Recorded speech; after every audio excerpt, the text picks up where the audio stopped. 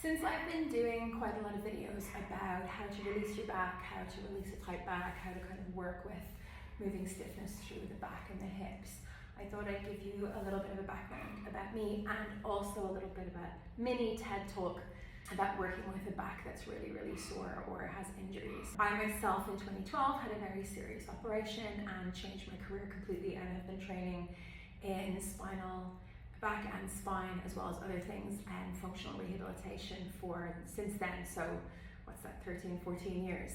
I've studied with many specialists, many amazing people all over the world.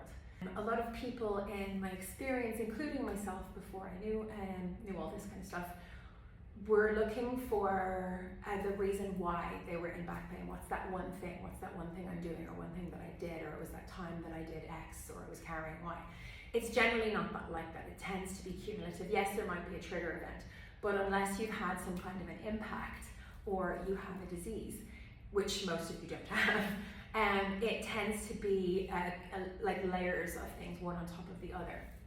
So addressing your back pain needs to be in layers, and looking at it from two different ways. So one would be, yes, you need to release your back and you need to keep it mobile.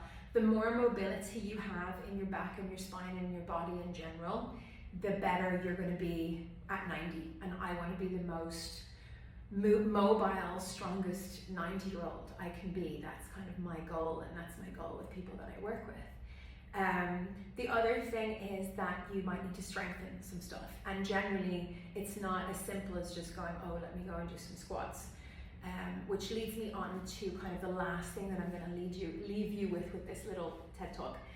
Be careful about who you're listening to and about who's giving you advice on your back pain and how to fix it. With all of the respect in the world to all of those amazing different trainers and therapists, unless somebody has trained specifically to deal with back and spine diagnoses and rehabilitation, a lot of the time some of the advice that they're giving with the best intentions can be very dangerous.